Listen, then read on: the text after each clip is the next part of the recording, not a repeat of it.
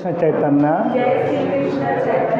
प्रभु नित्यानंद श्री अद्वैत गदाधर श्रीवासादि गौर भक्त वृंदा।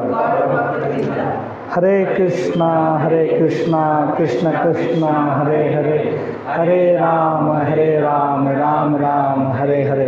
हरे कृष्णा कृष्ण कृष्ण हरे हरे, हरे राम राम राम हरे हरे। हरे कृष्णा कृष्ण कृष्ण हरे हरे, हरे राम राम राम हरे हरे। हरे कृष्णा कृष्ण कृष्ण हरे हरे, हरे राम राम राम हरे हरे। हरे कृष्णा कृष्ण कृष्ण हरे हरे, हरे राम राम राम हरे हरे। हरे कृष्ण। पकड़ा पे पंखा से थोड़ा। तो आज हम लोग बहुत इम्पॉर्टेंट चैप्टर स्टार्ट करेंगे। उसको बोलते हैं भगवद गीता का सार या आत्मा का ज्ञान। क्या बोलते हैं इसको? Science of soul.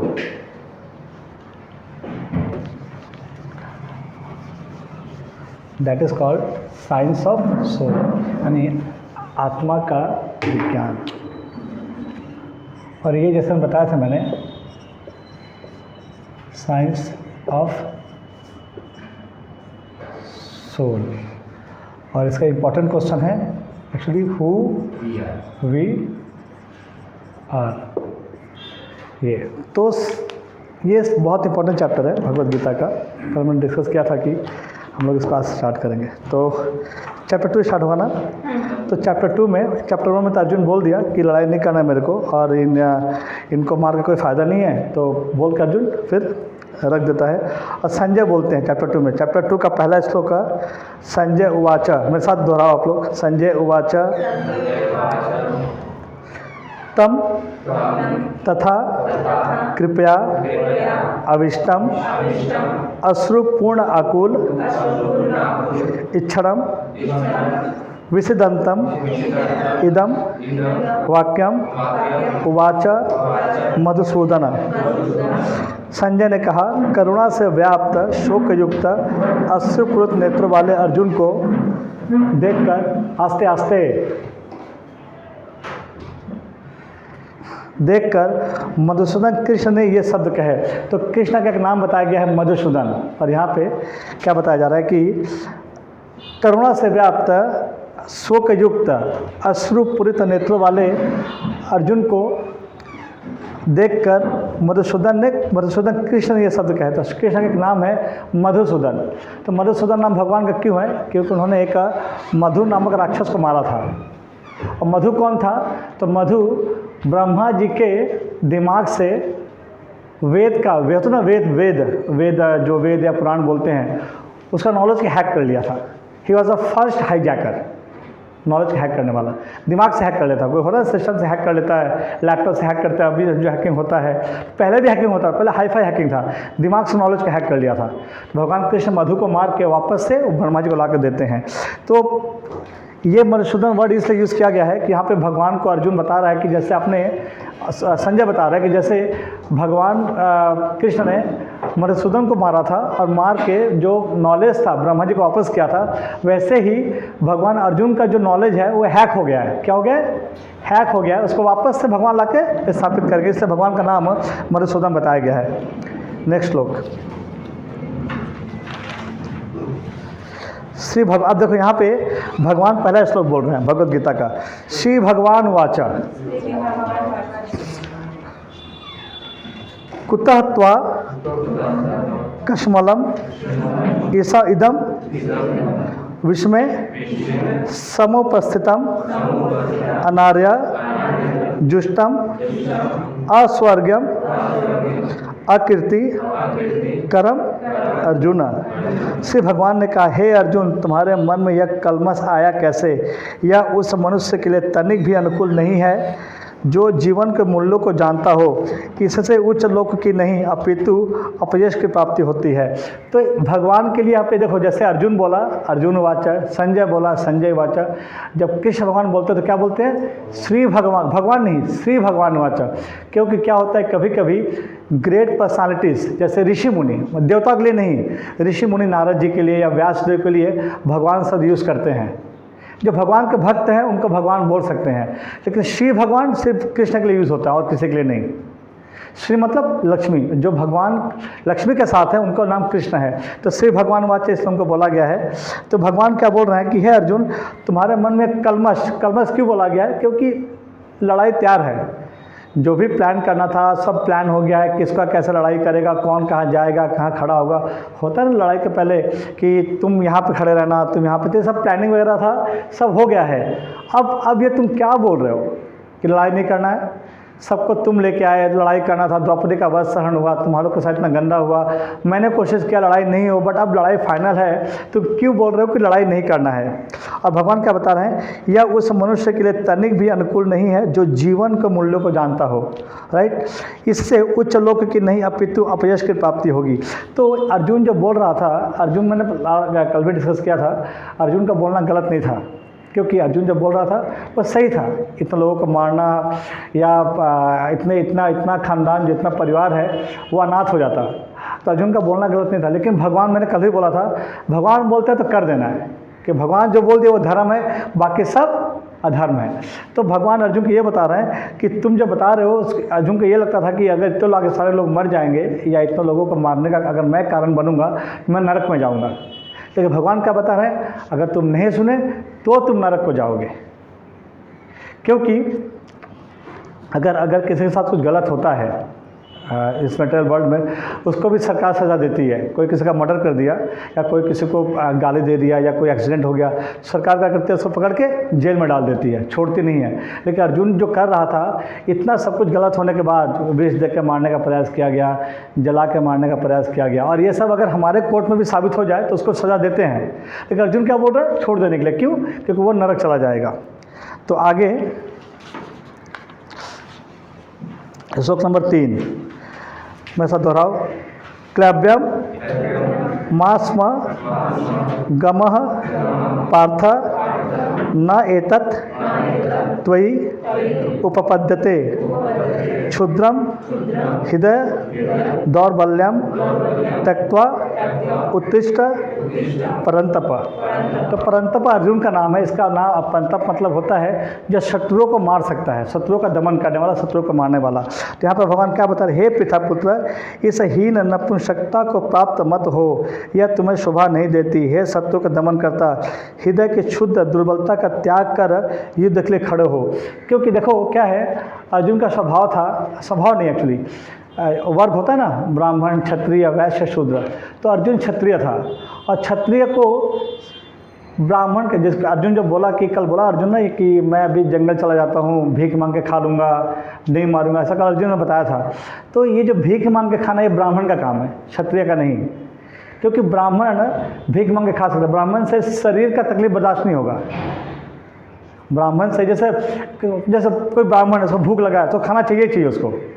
लेकिन जो क्षत्रिय हैं वो शरीर का दुख बर्दाश्त कर सकते हैं, उनसे मानसिक दुख बर्दाश्त नहीं होता। अगर क्षत्रिय कोई गाली दे दे या कुछ गलत बोल दे, वो क्षत्रिय को बर्दाश्त नहीं होता।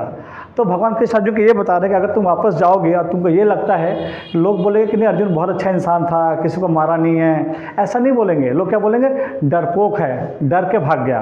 और जब ऐसा बोलेंगे तुम वापस से लड़ने आओगे, क्योंकि तुम्हारा धर्म क्षत्रिय का है और क्षत्रिय को बात बर्दाश्त नहीं होता, लड़ने आओगे और तब तुम लड़ाई करो तो लोग हंसेंगे। तो अर्जुन जो पहले करने वाले हो वो अभी करो, क्योंकि तुम्हारा धर्म क्षत्रिय है और क्षत्रिय कभी वापस सीधे से नहीं जा सकते, ये भगवान बता रहे हैं।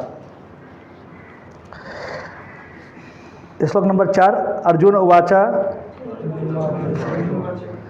कथम भीष्मम अहम संख्ये द्रोणम च मधुसूदन इषुभि प्रतियोत्स्यामि पूजा अर्हो अरिसूदन।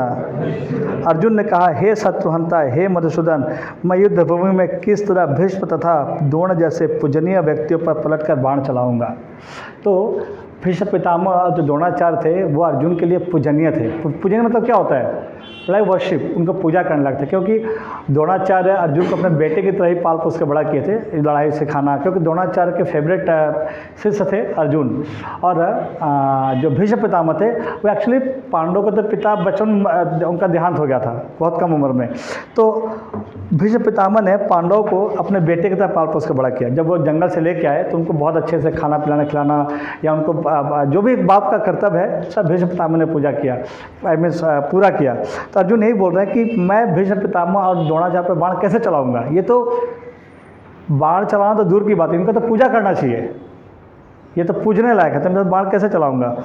नेक्स्ट श्लोक नंबर 5, गुरुन हत्वा ही महानुभावान श्रेयः भोक्तुम भैक्ष्यम अपि इह लोके हत्वा अर्थ कामान तु गुरुन इह एव भुंज्य भोगान रुधिर प्रतिग्धान।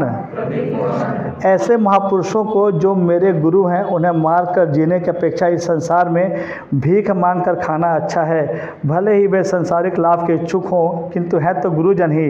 यदि उनका वध होता है तो हमारे द्वारा प्रत्येक वस्तु उनके रक्त में सनी होगी। अर्जुन क्या बता रहा है कि अगर उनको मार भी देते हैं और मार के अगर हम कुछ ले भी लेते हैं इनसे, राजपाट या ज़मीन, हम सबका मालिक बन भी जाते हैं, तो ये जो ज़मीन है या राजपाट है सब इनका ब्लड के कीमत से आएगा, खून के कीमत से आएगा। ऐसा मेरे को नहीं चाहिए, इससे बेटर है मैं जंगल में जाके भीख मांग के खा लूँगा, ऐसा अर्जुन बता रहा है। और अर्जुन, मैं फिर से बताता हूँ, Arjun was not illiterate. Arjun illiterate नहीं था, जैसे कि हमको लगता है कि अर्जुन बहुत कम पढ़ा लिखा था, ऐसा नहीं था। अर्जुन वॉज अर्जुन को सारा नॉलेज था, सामाजिक नॉलेज, आध्यात्मिक नॉलेज, इकोनॉमिक्स का नॉलेज, साइंस का नॉलेज, अर्जुन को सब पता था। अर्जुन जो बोल रहे हैं कि एक लेवल तक ठीक है, लेकिन भगवान अभी उसको रिप्लाई करेंगे 2-3 श्लोकों के बाद। श्लोक नंबर 6 लेते हैं हम लोग। न चायतत विद्म कतरत न गरिया यत वा जयेम यदि वा न जययु या न एव हत्वा न जिजीविषामः ते अवस्थितः प्रमुख धृतराष्ट्रः। हम यह भी नहीं जानते कि हमारे लिए क्या श्रेष्ठ है, उनको जीतना या उनके द्वारा जीते जाना। यदि हम धृतराष्ट्र के पुत्रों का वध कर देते हैं तो हमें जीवित रहने की आवश्यकता ही नहीं है, फिर भी वे युद्ध भूमि में हमारे समक्ष खड़े हैं। तो अर्जुन क्या बोल रहा है कि अर्जुन कन्फ्यूज़ है कि हमको मारना चाहिए कि मर जाना चाहिए। अर्जुन का अभी यहाँ पे अर्जुन का भी पूरा कंफ्यूज है। आप कंफ्यूज हो कि अर्जुन जो श्लोक नंबर 7 बोलेगा वो बहुत अच्छा श्लोक है, आप लोग मेरे साथ दोहराओ, मैं बोलता हूँ, ठीक है? बुक में देख बुक में सब देखो, श्लोक नंबर 7। कार्पण्य दोषो उपह स्वभाव पृच्छामि त्वाम धर्म सम्मूढ़ चेता यश्रियस्यात् निश्चितं ब्रूहि तन्मे शिष्यते अहं साधि मां त्वा प्रपन्नम। अब मैं अपनी कृपण दुर्बलता के कारण अपना कर्तव्य भूल गया हूँ और सारा धैर्य खो चुका हूँ। ऐसी अवस्था में मैं आपसे पूछ रहा हूँ कि जो मेरे लिए श्रेयस्कर हो उसे निश्चित रूप से बताएं। अब मैं आपका शिष्य हूँ और आपका शरणागत हो, कृपया मुझे उपदेश दे। अभी देखो अर्जुन जिस पोजीशन पे था उसी पोजीशन पर लोग सुसाइड करते हैं, क्योंकि कब हम सुसाइडल कब होते हैं, हम कब अपना रास्ता, मतलब हमको समझ में नहीं आता है, जब हमको लगता है कि हमको समझ नहीं पा रहे हैं क्या करना चाहिए क्या नहीं करना चाहिए। क्योंकि होता है ना कि सुसाइड कौन करता है, जैसे मान लो कि सुसाइड या जो भी अपने शरीर को कोई हाथ काट लेता है, कोई गला काट लेता है, कोई रेलवे ट्रैक पर चला जाता है, कोई फांसी से झूल जाता है, वो कब करता है? जब उसको समझ में नहीं आता क्या करना है और क्या नहीं करना है। अर्जुन का भी ये कंडीशन, अभी अर्जुन जिस कंडीशन पे है, अर्जुन पूरा कर्तव्य विमूढ़ हो गया, उसको नहीं समझ में आ रहा कि क्या करना चाहिए। तो ज़रूरी क्या है, अगर बचपन से हम सबको, अगर देखिए हम लोग सब कंफ्यूज है, कहीं ना कहीं ऐसा लगता है कि हम क्या कर रहे हैं, हमको क्या करना चाहिए। कभी कभी हमारे लाइफ में आता है सिचुएशन की घर या ऑफिस, वाइफ या बच्चे, परिवार या काम, ऐसा होता है, या बहुत टाइप का चीज़ हो सकता है। तो इसके लिए क्या ज़रूरी है, अगर हमको स्पिरिचुअल नॉलेज है, अगर हमको आध्यात्मिक ज्ञान है, क्योंकि अर्जुन को भौतिक ज्ञान बहुत अच्छा है। भौतिक ज्ञान किसको बोलते हैं, जिससे कि आदमी रुपया पैसा कमा सकता है। तो अर्जुन इसमें टॉप था, ही इज़ द वर्ल्ड का बेस्ट आर्चर, धनुर्धारी बोलते हैं ना, वर्ल्ड का बेस्ट आर्चर था, लेकिन उसके पास आध्यात्मिक नॉलेज नहीं है, इसलिए वो कंफ्यूज है। तो ये कोई मतलब नहीं कि जो डॉक्टर है या जो इंजीनियर है वो बहुत इंटेलिजेंट है। उसका इंटेलिजेंस ये हो सकता है कि पैसे पर ज़्यादा कमा ले क्योंकि वो डॉक्टर है, इंजीनियर है, लेकिन भौतिक, अगर मैंने बहुत साइकेट्रिक को ऐसा जानता है, ऐसा देर आर मेनी साइकेट्रिक का जो खुद साइकेट्रिक पर अपना ट्रीटमेंट करवाने जाते हैं, साइकेट्रिक हैं वो, मतलब मनोचिकित्सक है, जिसको बोलते हैं मनोचिकित्सक, हाँ, दिमाग के डॉक्टर हैं, लेकिन वो कहीं और इलाज कराने जाते हैं। तो भौतिक नॉलेज है जिसको है, ज़रूरी नहीं कि वो आध्यात्मिक नॉलेज का बहुत अच्छा हो, क्योंकि इस श्लोक में अर्जुन जो बता रहा है, Arjun was a great warrior, Arjun बहुत बड़ा सैनिक था, बहुत बड़ा योद्धा था, और लेकिन वो कंफ्यूज है अभी। और ये हम देखते भी हैं कि बहुत सारे डॉक्टर को, अभी कुछ दिन पहले मतलब मे भी 4 साल 5 साल पहले बिहार में किसी IAS ने या IPS ने सुसाइड कर लिया था रेलवे ट्रैक पे, बक्सर में। तो वो IAS IPS, उसको पैसे का क्या दिक्कत है, he has a name, fame, money, सब कुछ था। क्यों सुसाइड किया, क्योंकि अपने बीवी से परेशान था, वो अपने वाइफ से परेशान था। तो आदमी को जब ये सिचुएशन आता है, क्या करना चाहिए क्या नहीं करना चाहिए, उसमें कन्फ्यूज़ हो, उसको पहले उसको गुरु स्वीकार कर लेना चाहिए। गुरु उसको बताता है कि अगर लाइफ में ये सिचुएशन आता है तो तुमको ऐसा रिएक्ट करना चाहिए, क्योंकि हम जो भी करते हैं वो अंधकार में करते हैं, हम कुछ ज्ञान में नहीं करते। मैं बार बार चीज़ बता रहा हूँ कि हम जिस ज्ञान की बात कर रहे हैं वो स्पिरिचुअल नॉलेज है, भौतिक नॉलेज नहीं। भौतिक नॉलेज अच्छा हो सकता है किसी, जैसे ये मेरे से डॉक्टर हो सकता है, वो इंजीनियर हो सकता है, पर डजन मीन कि आध्यात्मिक स्तर उसका बहुत ऊँचा है, क्योंकि पैसा, नेम, फेम, मनी ये भौतिक चीज़ों से आती है, आध्यात्मिक चीज़ों से सिर्फ अच्छा और पॉजिटिव नॉलेज आता है। हम विचलित नहीं होते हैं। अर्जुन यहाँ पे विचलित है, तो भगवान कृष्ण को क्या बोल रहा है कि हे कृष्ण, अब मैं आपका शरणागत हूँ और आपको गुरु मानता हूँ। क्योंकि इससे पहले होता है ना दोस्तों में कि ना तू भूल को चीज़, ना तू ऐसा कर रहा है, नहीं तू गलत है, नहीं तू सही है। तो अभी डिबेट चल रहा था, बट अर्जुन अभी क्या बोल रहा है कि शिष्य अहम साधी माम तापपन्ना, मैं आपका शरणागत हूँ और मैं आपको अपने गुरु के रूप में स्वीकार करता हूँ। आप बताइए मैं क्या करूँ और क्या नहीं करूँ। तो कृष्ण ऐसा नहीं बोलते क्या, अच्छा तू तो अब डॉक्टर बनना था, अभी तो बैटरी खत्म, ऐसा कृष्ण नहीं बोलते। कृष्ण आगे श्लोक आएगा, कृष्ण खाली मुस्कुराते हैं उसको देख के।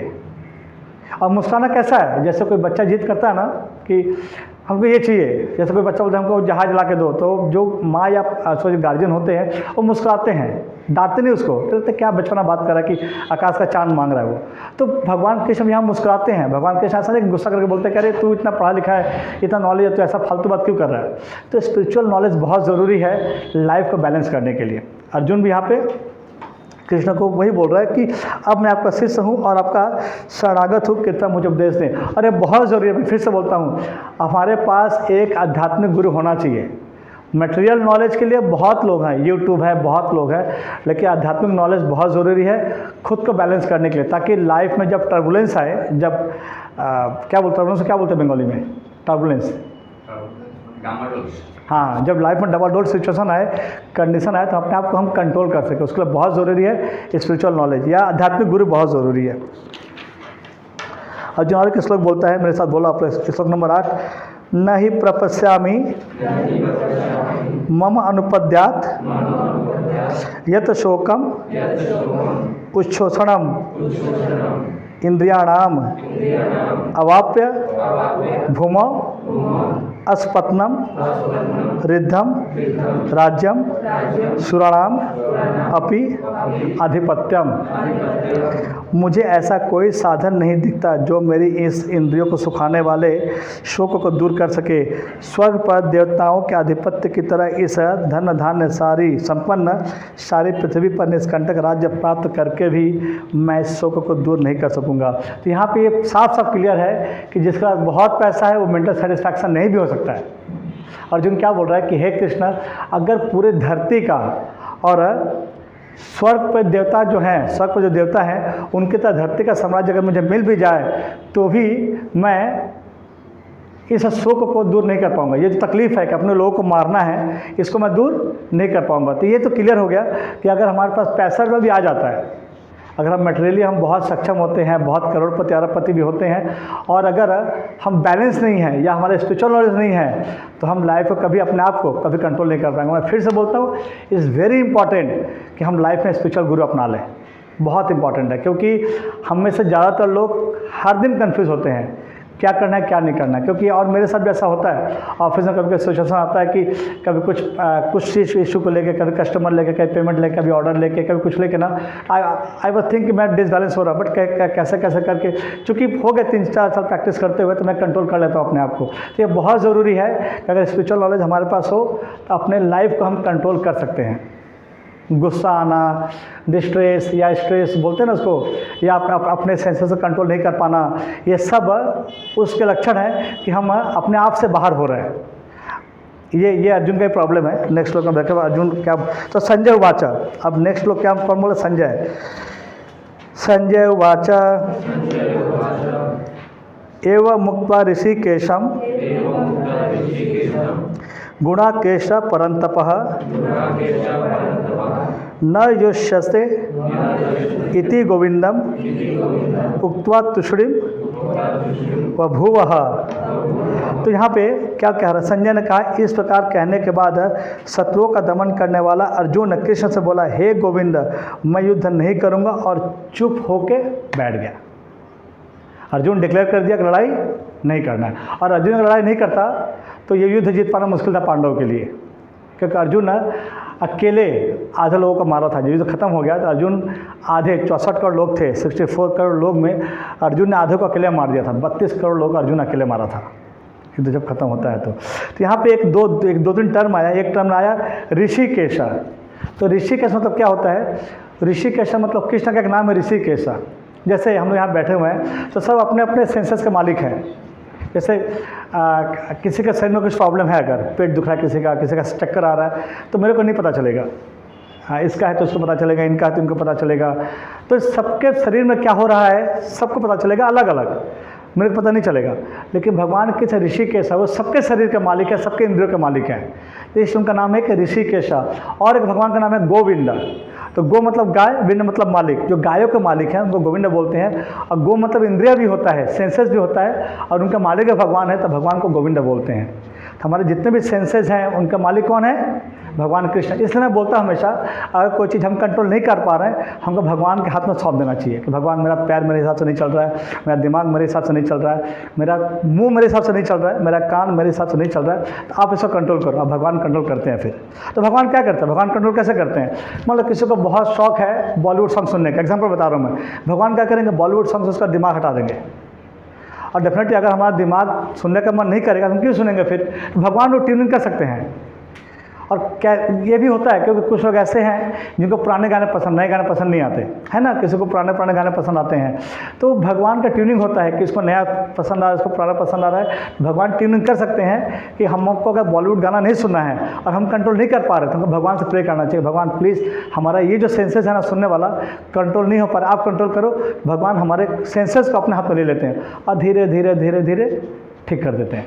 जैसे भगवान का नाम है ऋषिकेश और गोविंद। और यहाँ पे टर्म है गुणाकेश। गुणाकेश नाम है अर्जुन का।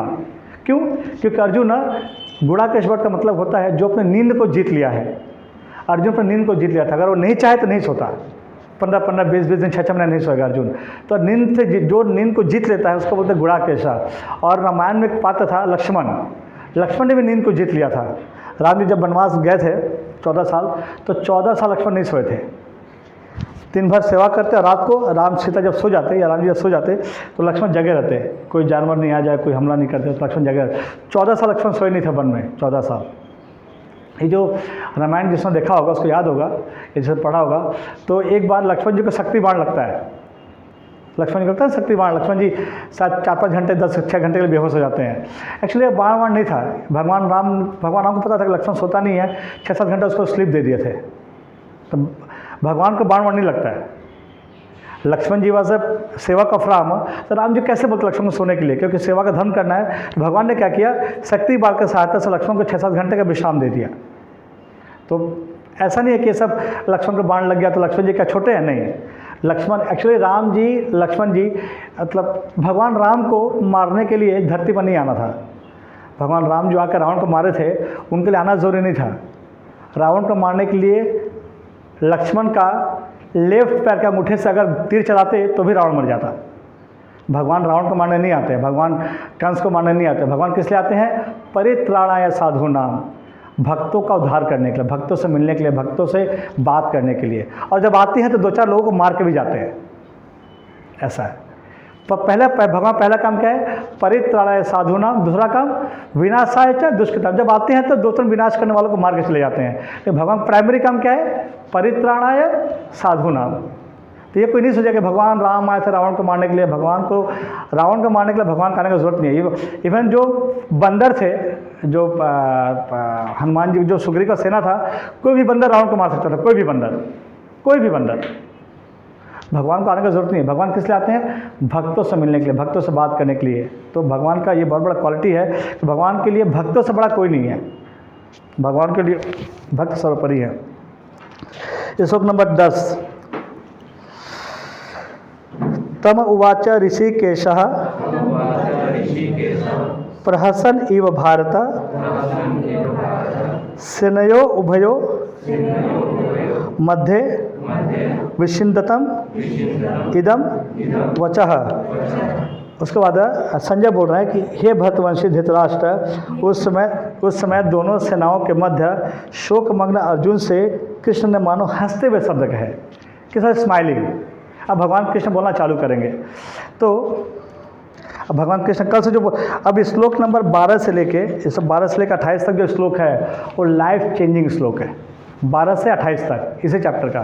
उसमें भगवान सारा आत्मा का ज्ञान देते हैं कि हम कौन हैं, शरीर कौन है, हमारा क्या होने वाला है, शरीर का क्या होता है, हमारे रिलेटिव्स का क्या होता है, कौन कहाँ है, भगवान सब बताएंगे 12 से लेकर 22 तक। तो हम लोग अब 11 नहीं लेते, 11 कर लेंगे। भगवान वाच हम लोग कर लेंगे, ठीक है। आज रहे तो 10 तक एक कर लेंगे हम लोग। श्लोक नंबर 11, श्लोक नंबर 12, सॉरी 11 ना, 11 कर लेंगे हम लोग। हाँ, कल 11 से स्टार्ट होगा और कल भगवान बोलना चालू करेंगे। अर्जुन का बैटरी खत्म। अर्जुन जितना ज्ञान था अर्जुन सब ज्ञान दे दिया। भगवान का ज्ञान चालू होगा, अर्जुन का सारा ज्ञान खत्म। तो हम लोग कल डिस्कस करेंगे इस बारे में। कोई सवाल किसी का? भीख मांगना, भीख मांग के खाना, उसको मतलब भिक्षाटन। কনফিউশন হলে কোনো একটা কাজ করতে গেলে কনফিউশন ক্রিয়েট হয় আমাদের লাইফে প্রতিদিনই হয়। এটা করবো কি করবো না, এটা করলে ওখানে কি রিঅ্যাকশন আসবে, রাইট। আর এই রিঅ্যাকশনের ফলে আমার এখানে কত বড় ক্ষতি হবে, এই কনফিউশন ক্রিয়েট হয়। এটা থেকে বেরিয়ে আসার উপায় রাইট। আমি অলওয়েজ সবসময় বলি আর আমি সবাইকে বলি যে কাজটা আমার মনে ঠিক আমাকে সেই কাজ 100% দিয়ে করা উচিত। আমি সবসময় বলি সবাইকে যে আমাদের হাতে কন্ট্রোল নেই, যেটা কাল কল্যাণ বলছিল কি আমাকে ভগবান করায়, ভগবান কিছু করায় না, ভগবান তার ফলটা কন্ট্রোল করে, তার ফ্রুটস অফ অ্যাকশন, আমাদের যে অ্যাকশন তার ফ্রুট যে ফলটা ভগবান কন্ট্रोल করে। भगवान আমাদের যে डेडिकेशन हमारे जो मतलब हमारा जो लगन है काम करने का उसे भगवान कंट्रोल नहीं करते, वो हम कंट्रोल करते हैं। हम कितना 100% के करना है। जैसे कोई काम हम कर रहे हैं, मैं हमेशा सबको क्या बोलता हूँ कि मेरा लॉजिक क्या है, कुछ भी करो 100% दे के करो। इसके बाद अगर ऑर्डर निकल जाता है हाथ से या कस्टमर नहीं आता है, मैं ऑफिस की बात कर रहा हूँ, मैं कस्टमर नहीं आता है, ऑर्डर निकलता है, रिग्रेट नहीं करना है। गिव 100%, नहीं आया तो ठीक है, हमने कोशिश किया ना। लेकिन ऐसा नहीं हो कि স্যার যদি আমি ওখানে যেতাম না হয়তো অর্ডারটা পেয়ে যেতাম, আমি ফোনে কথা বলে অর্ডারটা বেরিয়ে গেছে। ये नहीं होना चाहिए। हमको जो करना है काम के लिए या हम जो भी काम करते हैं, इवन बच्चे के लिए भी, हमारा जब परिवार में हमारे बच्चे हैं या हमारी वाइफ है, उनको 100% उनको जो करना है उनके लिए, बच्चों के लिए पढ़ाई करने के लिए सामान खरीदना है, बच्चों को टाइम देना है, बच्चों को स्कूल में डालना, अपने हैसियत के हिसाब से करना चाहिए। बट ये एक्सपेक्ट नहीं करना चाहिए कि बच्चा बड़ा होकर हमको बुढ़ापे में करे, या बुढ़ापे में करेगा ही मेरे को, कोई ज़रूरी नहीं है। लेकिन अगर हम बच्चों को करते हैं तो ये हमारा कर्म है। फल भगवान हमारी इच्छा से नहीं देंगे, भगवान उनके प्लान के हिसाब से देंगे फल, कि बेटा हम करेगा या नहीं करेगा उसका मन है। लेकिन हम उस फल को सोच के कर्म को ढीला नहीं कर सकते। हमको कर्म 100% करना चाहिए, कोई भी कर्म है, चाहे भौतिक हो चाहे आध्यात्मिक हो, हमको 100% करना चाहिए। हाँ, तो भाई एक्चुअली हम लोग कन्फ्यूजन क्या होता है जब हम चाहते कंट्रोल करना, 100% দিতে তো কোনো অসুবিধা নেই, 100% কাজটা করলে দিতে পারি, কিন্তু ওই দিতে গিয়ে দেখতে যে এই জায়গায় কনফিউশন, এটা করবো না এটা করবো, কোন জায়গাটা? না না আমি আমি ওটা হ্যাঁ আমি ওটাই বলছি, এটা আমি আবার বলছি যে हम लोग लास्ट वीक पढ़े थे हम लोग कि सबका अपना अपना व्यक्तिगत धर्म होता है। जैसे तुम्हारा धर्म है, जैसे मान लो अगर मेरे से पूछा जाए कि इम्पोर्टेंट क्या है, भक्ति या परिवार, मैं तो बोलूँगा भक्ति, तुम्हारे लिए परिवार है, राइट। तो सबका व्यक्तिगत चीज़ है ये, एटा ना एटा, ये सबका डिसाइड करना अपना अपना धर्म है। इसको उसको हम डिसाइड नहीं कर सकते, इसको हम डिसाइड नहीं कर सकते, सबका अपना धर्म होता है, ये सबका इंडिविजुअल है। जैसे कि इसके लिए इंपॉर्टेंट क्या है, इसके लिए इंपॉर्टेंट क्या है, इसके लिए इंपॉर्टेंट क्या है, सबका अपना अपना है। लेकिन जिसको इंपॉर्टेंस दे रहे हैं उसको 100% दे के करे कि नहीं करे वो हमको करना चाहिए। अगर हमको लगता है कि हाँ ठीक है हमको ये इंपॉर्टेंस है, मेरे लिए ये इंपॉर्टेंस है, तो 100% दे के करो, कोई दिक्कत नहीं है। लेकिन उससे उसका फल से आसक्त नहीं होना है। अगर मान लो कि हम लोग परिवार के लिए कर रहे हैं, माँ बाप के लिए कर रहे हैं, बच्चों के लिए कर रहे हैं, बीवी के लिए कर रहे हैं, तो ऐसा नहीं कि हमें बहुत जन करছি বাড়িতে গেলে বট এক গ্লাস জল দেবে, कोई ज़रूरी नहीं है। और यहाँ से चालू होता है झमेला, हम तुम्हारा एत भालोबासी, इतना तुम्हारे लिए करते हैं, इतना तुम्हारे लिए करती हूँ, और तो घर में पानी भी नहीं पिलाती मेरे को, या मेरे तुम सामान खरीद कर नहीं लाते। ये जो एक्सपेक्टेशन है कब होता है, जब हमको लगता है कि हमारे उधर से कुछ पॉजिटिव आएगा, और कोई ज़रूरी नहीं है क्या है। तो एक्सपेक्टेशन করা উচিত না একদম, ना एकदम नहीं, क्योंकि वो तो हमारा एक्सपेक्टेशन सबसे बेশি हार्ड করে। नहीं एक्सपेक्टेशन कैसे कर सकते हैं हम, एक चीज़ बताऊँ ना, जैसे मैं चाहूँ कि वो लड़की मेरे हिसाब से काम करे, वो लड़की पहले ये देखना है कि क्या, क्योंकि वो लड़की मेरे हिसाब से काम करे उसके लिए बहुत ज़रूरी उसका सेंसेस मेरे हिसाब से काम करे। जैसे मैं चाहता हूँ कि मैं ऑफिस में नहीं, I am telling you the exactly what I want to say. जैसे मैं चाहता हूँ ऑफिस में हाथ जोड़ बोले सर हरे कृष्णा, मैं चाहता हूँ वो हाथ जोड़ेगी, उसका हाथ जुड़ेगा, ये मेरे कंट्रोल में है क्या? उसका कंट्रोल में है ना। लेकिन यहाँ पर इंपॉर्टेंट क्या है कि मेरे को पहले ये सोचना चाहिए क्या मेरा सेंसेस मेरे कंट्रोल में है। अगर मेरा खुद का सेंसेस कंट्रोल में नहीं है, मैं दूसरों का सेंस को कैसे कंट्रोल में कर सकता हूँ? मेरे को मन करता है रोज़ सुबह 6 बजे उठने का, लेकिन मैं नहीं उठ पाता, मैं 8 बजे सो को उठता हूँ, 9 बजे सो को उठता हूँ, तो मेरा खुद का सेंसेस कंट्रोल में नहीं है। और मैं चाहता हूँ कि इतने सारे लोग मेरे बात सुने, पॉसिबल नहीं है। और यहाँ से एक्सपेक्टेशन चालू होता है। तो बेटर क्या है, जितना हो सकता सबके लिए करो, जितना हो सकता सबके लिए करो, लेकिन एक्सपेक्ट मत करो कि वो मेरे लिए रिटर्न करेगा, ये इंपॉर्टेंट है। और यहाँ से अगर ये कोई करता है उसको तकलीफ नहीं होता है। अगर कोई ये करता है कि ठीक है चलो मैंने देवश्री के लिए किया, मैंने मेहली के लिए किया, मैंने कल्याण के लिए किया, मैंने गौतम के लिए किया, रवि के लिए किया, मैंने रोहन के लिए किया, करे नहीं कर कोई बात नहीं है, तो एक्सपेक्टेशन ख़त्म। लेकिन कब दिक्कत होता है, जब मैंने किया और ये रिटर्न में छोड़ दूँ कि हाँ ये मेरे लिए कुछ करे, मेरे को थैंक यू बोले, जाके बाहर में मेरा गुन गाया कि सर ने ऐसा किया मेरे को, या सर, तो ये प्रॉब्लम है एक्चुअली। और यहाँ से क्लैश चालू होता है। Expectation is the root cause of झमेला का। तो